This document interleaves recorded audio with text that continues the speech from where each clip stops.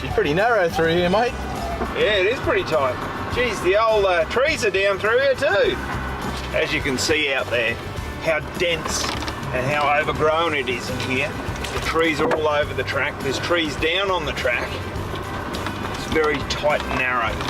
But you gotta love these adventures.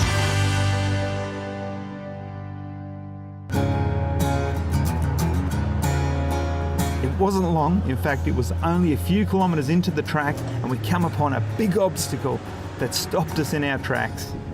Hey, Jamie Cobby. Yo. This looks a little bit interesting, mate. We might want to get out and have a bit of a look at this. Oh, that looks very slippery. Very slippery. Crikey. That's a bit of a mess, isn't it? Look at this. You can see where people have been dragging their bellies and diffs through here. Wow. Yeah, that'll be a winch job, mate. Oh, it's going to be the safest way is to winch up it, otherwise we'll mess that track up even more. Yeah. Well, we actually did our research before we come to the Sawback Range track, and I spoke to a couple of mates at the local and they said the track was in good condition. It's a one-way track. We've come to this point. We can't turn around, but rather than rip the track up any further, there's no point trying to drive it and be a hero. We'll drive as far as we can gently, then winch our way through. Now, before we even get started, here we are getting our winches spooled out, ready to go. A good recovery point set up on the top of the hill. There's no point wasting any time. If we want to get to camp before dark, we have to keep on moving. So what's happened is I've come up to the hill. I basically got to the point where I've lost forward momentum. I've stopped immediately. No wheel spin, no extra damage to the track that isn't necessary. Like I said before, there's no point trying to be a hero and making the tracks even worse. Winch recoveries are dangerous at the best of times, and because the 60 has leaf springs, there's a lot of resistance on the winch cable. Using recovery blankets over your shackles is essential, and having a spotter at a safe distance giving directions is a smart way to go about this kind of recovery. It's really important when you're winching to use what we call the 30-30 rule, and that is to winch for 30 seconds and then give your electrical system a break for 30 seconds. It doesn't matter how good your batteries and your alternator are, they simply can't keep up with the power demands of a winch, especially under a massive load like this. This is a big ask, this hill. After a good half hour of winching and the addition of a snatch block to halve the load on the winch, I'm finally up. Woo! Yeah. Made it. Unbelievable. Tell you what, that took some doing. Let's see how Jamie goes. I've been like that for a long time, and I haven't even done it yet. You're up, buddy.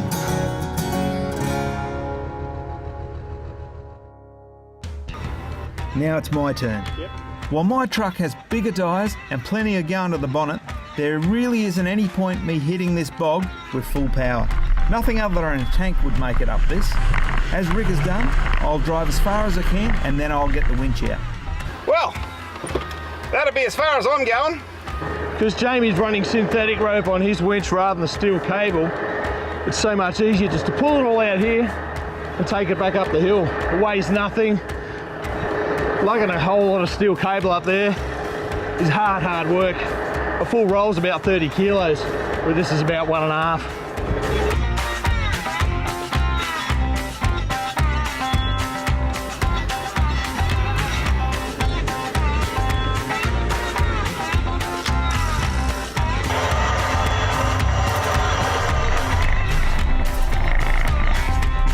My truck has a whole lot more underbody clearance than the old 60, so it's not long and the Landy's up to the top of the hill and we're on our way again.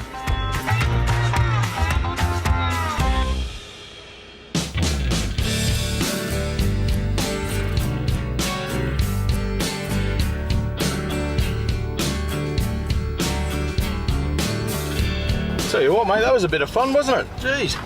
Yeah, you're not wrong there. I must say I wasn't expecting that one so soon on the track. I hope it's not like that all the way.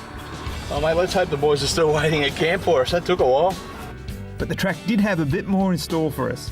Jamie, I think this is a nasty looking hole, mate, and after the last little escapade, I reckon I'm going to try over there to the left. Yeah, fair call. No worries at all. I think it might feel a bit sketchy, but yeah, I don't really feel like going in that mud hole.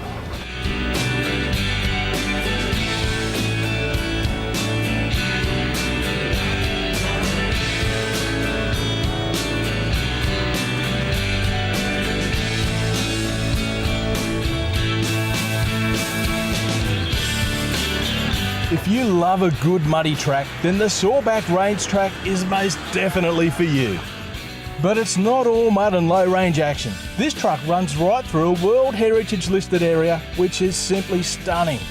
Thanks to the work of local four-wheel drive clubs in the area, regularly repairing and maintaining the tracks, access to areas like this have been maintained for anyone with a well-equipped four-wheel drive and a sense of adventure. Many will say that four-wheel drivers just want to destroy tracks, but here is a great example of the total opposite. Four-wheel drivers maintain and work with parks to allow other four-wheel drivers to experience this incredible place.